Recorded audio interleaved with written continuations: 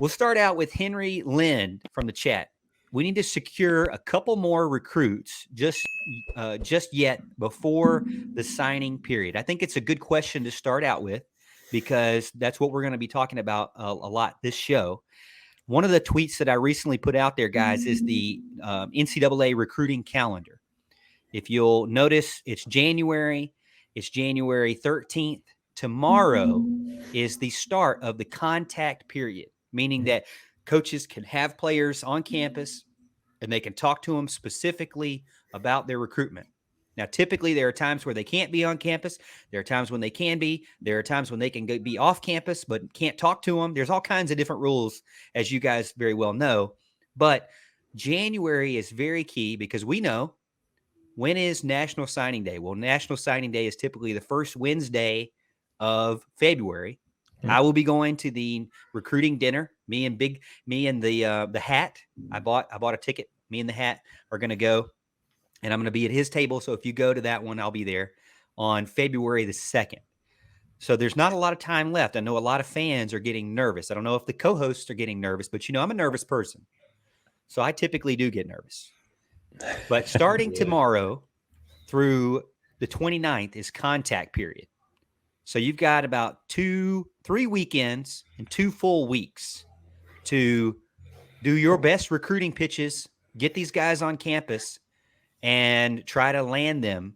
Now, Clemson needs it more than ever because they're in a situation where they're in a position where they have, I would say, about 10 open spots still available to fill.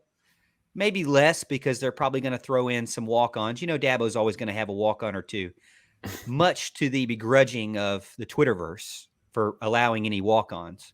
By the way, one of those walk-ons that came to Clemson just put up over 1,000 yards receiving in the NFL. So, if you want to talk about walk-ons. But, Al, I'll start with you. I know a lot of fans, again, feel like this is crunch time.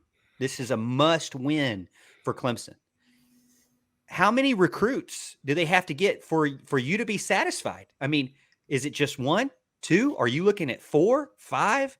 I mean, or are you already satisfied with the way it is, even if they don't get any recruits at the crunch time?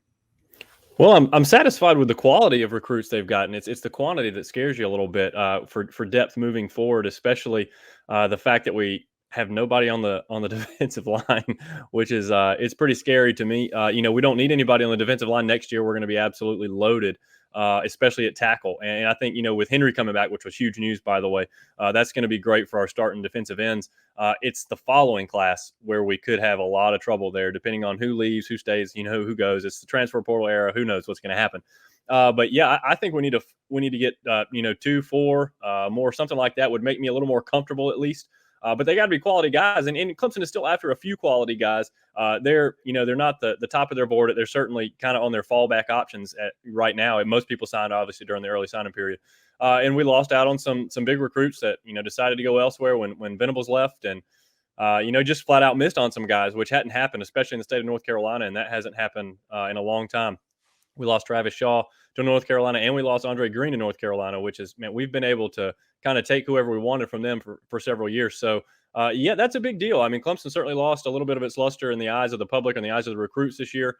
You're going to have a strong year next year, which I fully believe Clemson's going to be right back in the thick of things next year. So, 23 is going to be a huge class. But as far as this class is concerned, yeah, I think we need to get 2 or 4 of these guys that are going to come in for these visits in these next couple of weeks to kind of just solidify, if nothing else, some depth, some workable depth. And we'll see how it goes. But I have confidence in the quality we have on campus. I mean, it's outstanding, especially with Klubnik at the helm. Everybody's excited about him and what he could do. But yeah, it would certainly make me feel a little better numbers wise if we landed a few more. Yeah, I mean, I feel like Clemson's in a position with the ones that are left that they could land several of them. Mm-hmm. And there are even a couple that they haven't offered yet that are out there that could be a name. And look, there's going to be detractors within Clemson's own fan base that are just going to scoff because of star rankings and just stupid. I hate ranking high school recruits because the unknown, you don't know what you don't know. There's definitely exceptions every single class. Like Trevor Lawrence was absolutely a 5-star, and he deserved that ranking 100%. But there are several players that, if they may not be highly ranked and they may not be a first-round draft pick, but they might turn out to be someone like Marcus Edmonds, who made 2 critical stops in the 2016 season, key moments in that game. And I think there are a couple players that could end up like that. They may not be starters, they may not be first-round draft picks, but they could end up being key contributors in their respective positions. And I think there's some star level. I think there's some people in this class that will get bumps because of them going to Clemson, specifically one unnamed running back right now that just got an offer. When you look at his film, you go, how in the world is this guy not a 4-star running back? Because that cat can play. And if he ends up on Clemson, I am perfectly happy with something like that. I think Clemson's going to end up with roughly 7 more recruits. And then I think they are going to take at least 1 to 2 transfers.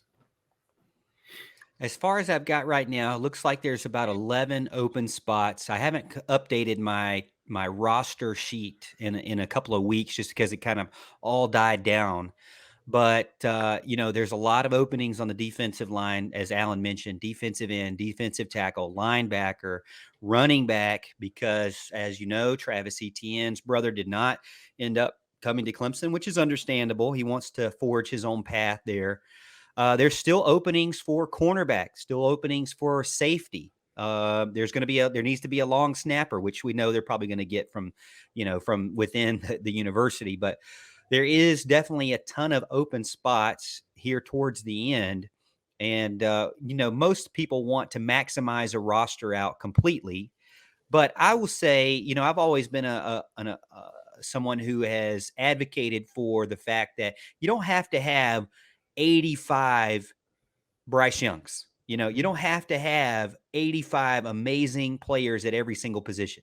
It's really not possible for majority of the teams out there. Now, I know a lot of people think, Clemson is different, but Clemson is still fighting an uphill battle in the recruiting world with the Georgias, Alabamas, and hey, guess what? With the NIL stuff, Texas and Texas A&M are going to be coming on strong, because I don't know who can compete with that kind of leverage. I won't say what they're doing is right or wrong, but there is some leverage there that maybe other schools don't have. I know, from my opinion, Clemson doesn't have. So there's going to be new aspects to recruiting that are going to be making it more difficult for the teams like Clemson. I mean, we know that they are multiple 10-win season team. We know that they are able to develop the talent, but it's a trying time for competitiveness in college football. I'll just leave it at that.